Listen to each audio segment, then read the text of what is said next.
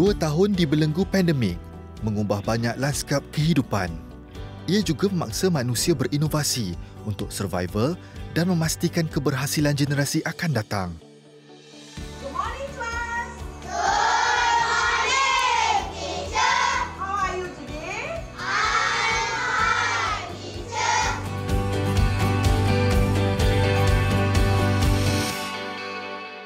Di alam pendidikan, transformasi yang dirancang rancak dilaksanakan secara inklusif meliputi seluruh warga pelajar pasca pandemik.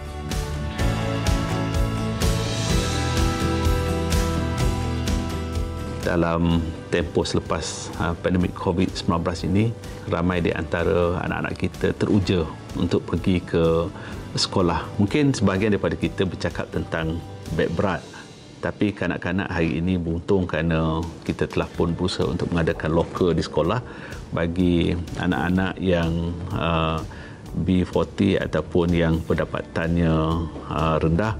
Masih kita beri bantuan rancangan makanan tambahan.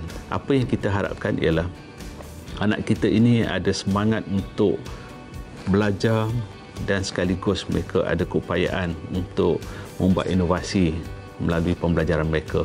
Jadi untuk dapatkan anak yang ada sasiah yang baik itu, kita perlu laksanakan melalui pelbagai aktiviti seni dan juga melalui aktiviti badan beruniform, satuan, kelab, sukan. InsyaAllah kita juga tidak meninggalkan anak-anak berkeperluan pendidikan khas. Dan kami di Kementerian Pendidikan Malaysia akan berikan yang terbaik demi untuk semua anak-anak.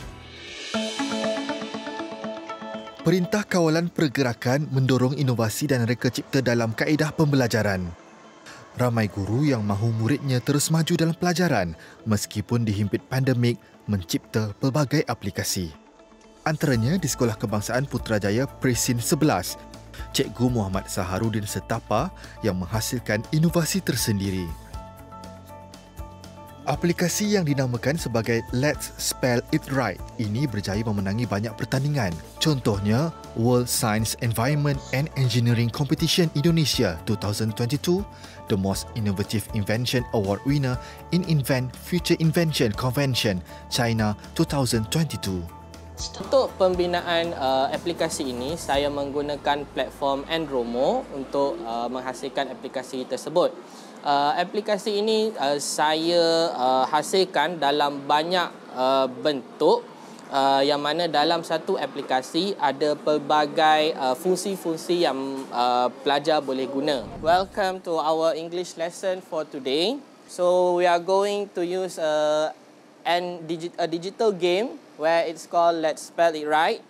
So now you find the application, so you just click Metaverse. So later on, you need to scan QR code, alright? So after you manage to scan it, you can start playing the game. What can you see, Zulfazril, from the game? I can see many animals. Sorry, you can see me? A tiger. Mereka dapat belajar untuk mengeja perkataan-perkataan asas. Kemudian daripada perkataan-perkataan yang mereka eja tersebut, mereka boleh bina ayat berdasarkan situasi gambar yang mereka nampak dalam aplikasi tersebut. Kemudian ada juga bahagian di mana murid-murid mereka perlu mendengar audio dan mereka mengeja perkataan tersebut dalam bentuk ayat. Okay, so we go to the audio. So this is the part where you can actually try the audio so that you can practice your spelling. Brave. Alright, who would like to try? You go to the laptop there and try spell the word brave.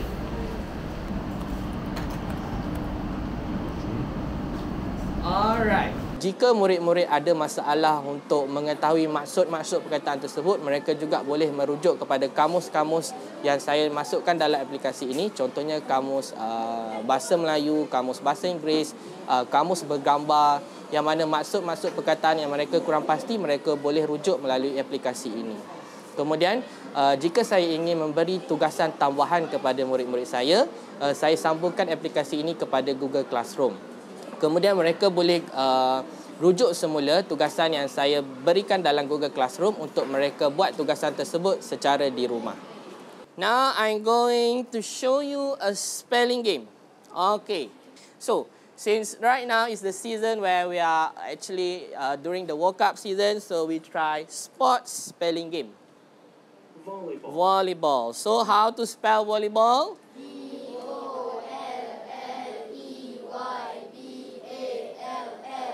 Okay, very good. Boxing. What is it? Boxing. Boxing. How to spell boxing? Help me.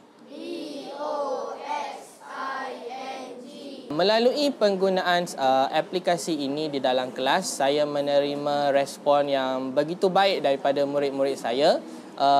Murid-murid sangat teruja bila melihat aplikasi ini, yang mana permainan ini sangat menyeronokkan, yang mana bila saya kongsikan kepada mereka dalam kelas melalui penggunaan tablet yang saya bagi pada mereka di dalam waktu pengajaran dan pembelajaran, murid-murid sangat bermotivasi untuk bermain permainan ini.